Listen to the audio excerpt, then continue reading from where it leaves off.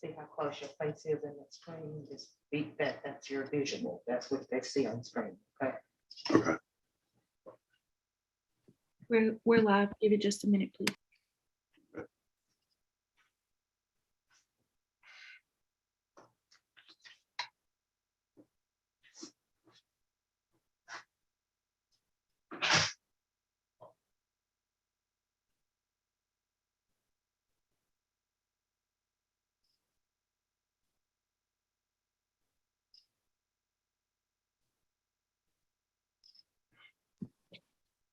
Go ahead. Ready?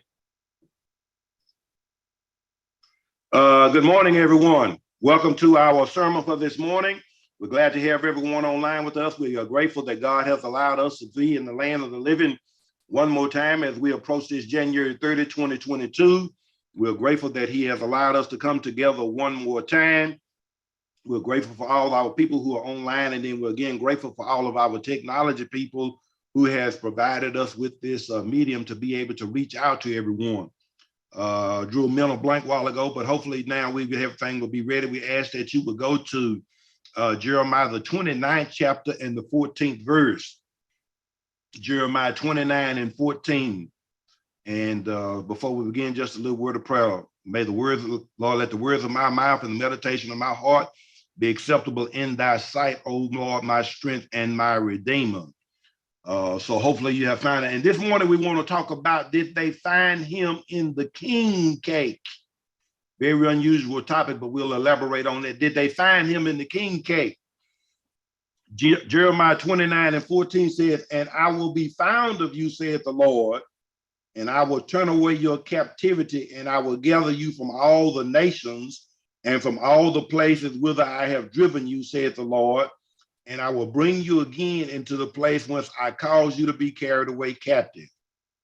29 and 14 again says, and I will be found of you, saith the Lord, and I will turn away your captivity, and I will gather you from all the nations and from all the places whither I have driven you, saith the Lord, and I will bring you again into the place whence I caused you to be carried away captive.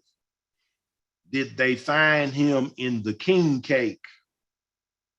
Rather unusual illustration this morning as we come to you, but we are just a few weeks away from Mardi Gras and right on the doorsteps of it. And the king cake is a popular dessert that is connected with the Mardi Gras. But within the confines of the king cake, you will find a small plastic, as they say, tradition, baby Jesus.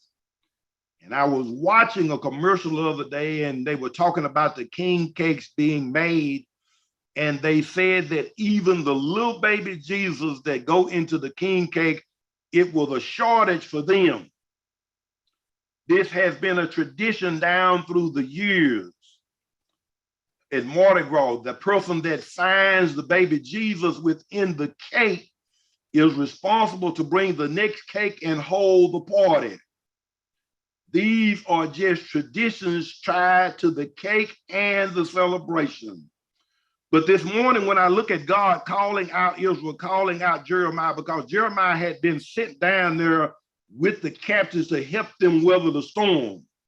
I just want everybody to know this, listening under the sound of my voice this morning, that the God that we serve, or the Jesus that we serve, is gone beyond the king cake.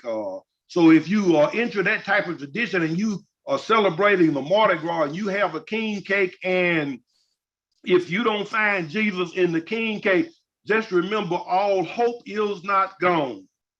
Because when I think about God here, he says in this 14th verse, and I will be found of you, saith the Lord. Well, preacher, why can you give me hope that I can find the Lord if I don't find him in the king cake? He is just as near as your thoughts. You know, every now and then we let our mind run to a lot of different things, but if we would just keep our mind stayed on Jesus, everything will be all right. Because if you will allow me to go back up to that 11th verse, he said, for I know the thoughts that I think toward you, saith the Lord, thoughts of peace and not of evil, to give you an expected end. So if your end look like it's shattered, if your middle look like it's shattered, if your future look like it has kind of gone off to the side and got tilted some kind of way, just remember that as long as we keep God on our mind, everything will be all right. And I'm reminded of another word, another phrase from another song, and it says, I sought the Lord and he heard me and he delivered me from all of my fears. And then if we're into that old gospel song, it says, nearer my God to thee. These are words from a cherished song that has been sung down through the years. But in this 14th verse, God was giving Israel and Jeremiah the assurance that even though you're in captivity, even though you are living in houses that you didn't build, and even though you are working hard in the vineyards and the garden and having to provide food for yourself and for the Babylonian taskmasters, that if you hang on in there, everything is going to be all right. But even sometimes when I look at that 14th verse in the negative sense, God has sense enough to realize, and he even told him over in the book of Isaiah, you draw near with me to your lips, but your heart is far from me. And when I look at the 14th verse, I think about it like this. Look how God is involved in verse 14. He says, if you look, you will find me. Out of all the things that were going on in captivity, and when I think about all the things that are going on out there in the world today, the storm that's hit in the northeast and rain here and fire here and all kind of different natural occurrences, God is just letting us know that if we just look to him, he is the answer for the world today. And that sound of God means that God will answer us. And you know, so if you're praying, God will answer you. If you're in meditation, God will answer you. If you're going through something that nobody else knows about, as long as you can utter a prayer, God will answer you. And so when we look at that 14, what were they praying to God for? I'm sure they were praying to God, God, if you will, get us out from under the hand of the taskmasters. God, if you will, get us out from under the hand of these burdens. God, if you will, help us to survive while we are down here. And so maybe someone even today is saying to themselves, Lord, here we are down here on this earth. As I said last week, pilgrims traveling through this barren land. But while we are going through, Lord, if you would just help me to hold out, I know that everything is all right. And when I look at that 14th verse, and he says, and I will be found of you, saith the Lord.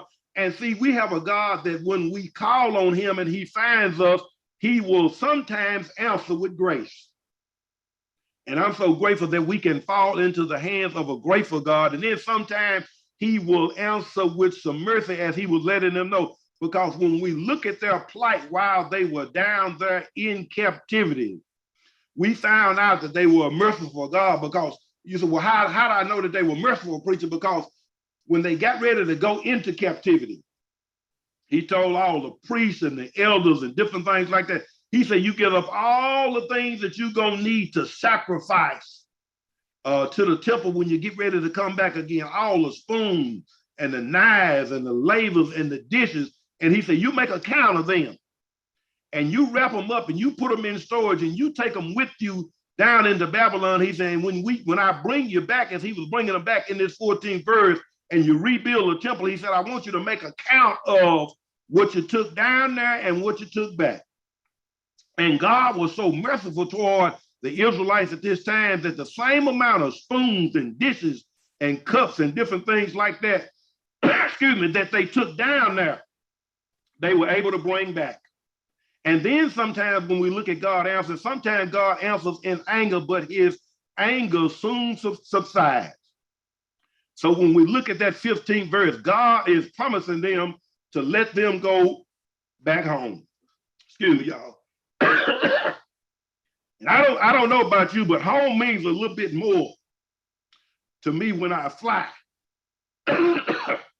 Because I think about, I've been up there in the air, 30 and 40,000 feet, and God has allowed me to return home. And when he allows me to return home, then I feel better about being able to get my feet back on the ground. So I thank God that home means a little bit more to me when I fly. And then he says to Israel, you were once ransomed but now I'm letting you return. And so God is able to do some things that we are not able to do on our own. Y'all forgive me.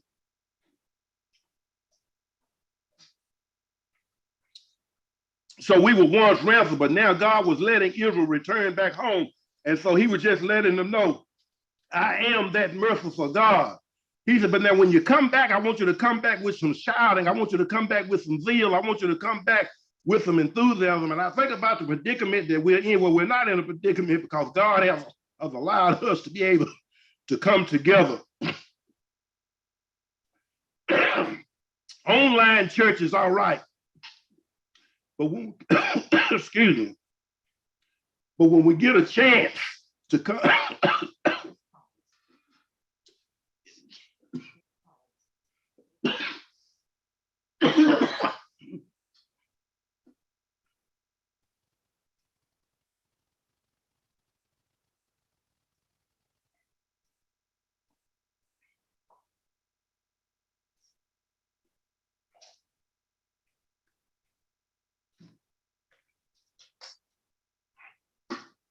excuse me, online church is all right.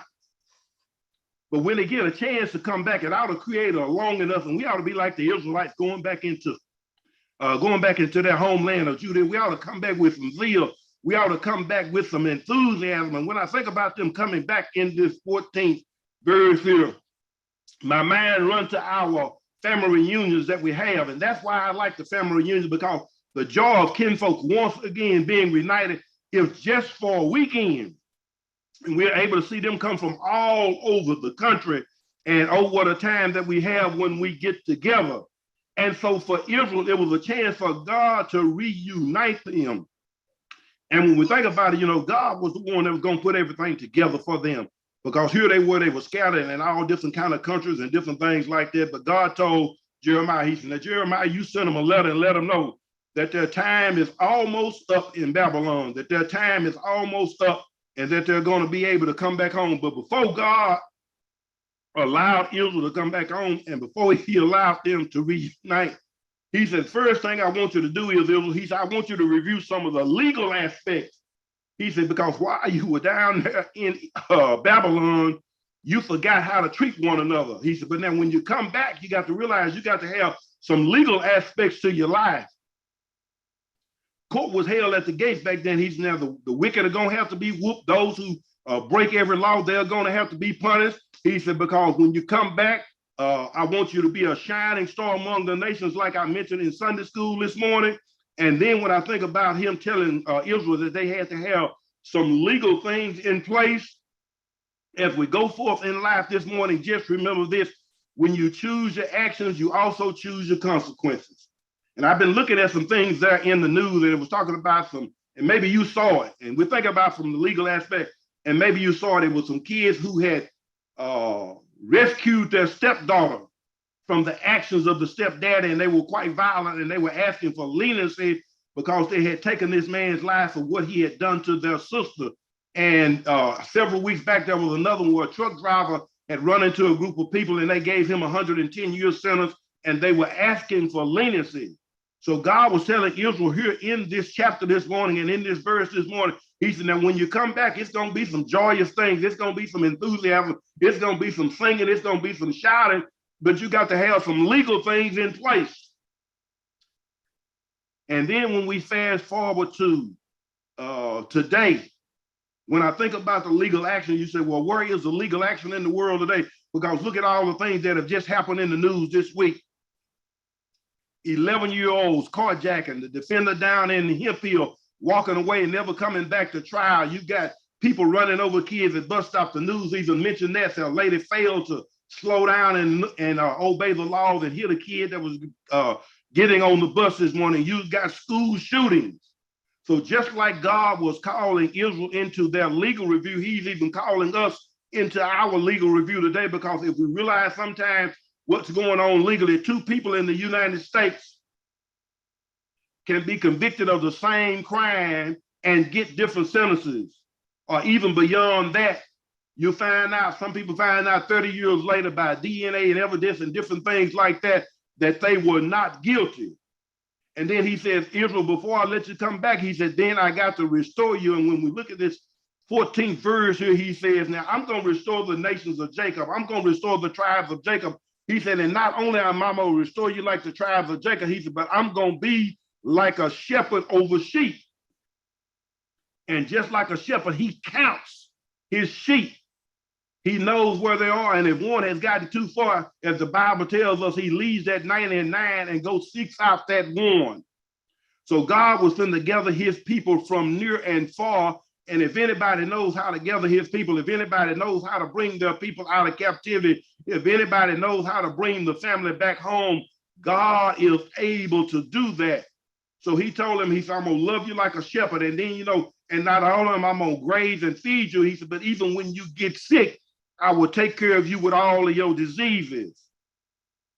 And then he says down here, and I will bring you from all the places whither you have been driven. Now, some of them were in captivity and exile under the Babylon, and then others had gone to other countries and they were not in Babylon, but God had a way of bringing them back home. And so sometimes, as I mentioned with our family reunion, sometimes you may have a longing to talk to that cousin that's out of state, or talk to that brother or sister that's out of state. And FaceTime is good. But sometimes I think about it, what a reunion we would have if some of those loved ones would pack up and come back to Thailand. Some of those loved ones would come back home. And that's what God was telling Israel here. He said, now it's time to pack up. It's time to come back home. You've been driven all over the world. And because you have been driven all over the world, he said, I want to bring you back to the motherland. I want to bring you back to Israel. I want to bring you back to Judah. I want to bring you back to Bethlehem. I want to bring you back to the place that you once knew. And then I got to looking at it in this 14th verse, and I thought about our church as a whole, or all the other churches as a whole. And sometimes you will hear me say, God is satisfied with quality. But as I was putting this together, I thought about it now. Now it's time to start praying for quality and quantity. And you might be saying to yourself, well, why, preacher? Because I thought about what 1 Peter 4:17 says. He says, judgment will begin at the house of God. So in our getting back together, and so in our coming out of captivity, and all of these things that God has allowed us to do, now it's time for us to start praying for our loved ones to come back to the church. Because it said, if judgment starts at the house of God, what about those that won't be in the house of God? Will they neglect and escape so great a salvation? So as we come to a close, we need to think about those that have been away for a long time, those that have been away for a short time, and we need to start praying for them because God says he wants them to be brought back. And then I look and I think about it, says here, I will cause you again to bring you into the place where I caused you to be carried away captive. And Andre Crouch, in one of his songs, he says, take me back to the place where I first received you. And the song just brings up memories. So when we look at that 14th verse this morning, God is calling his people back home. God wants to be found of him. And as I did to play on words, they did not find him in the king cake, but they found him with outstretched arms. They found him saying, come, let us reason together. They found him saying, come on back home. They found him saying, I am the sheep, I am the shepherd and you are the sheep. They found him saying, I will give out grace and mercy. They found him saying that I love you. So as we close this morning, again, to play on words, did they find him in the king cake?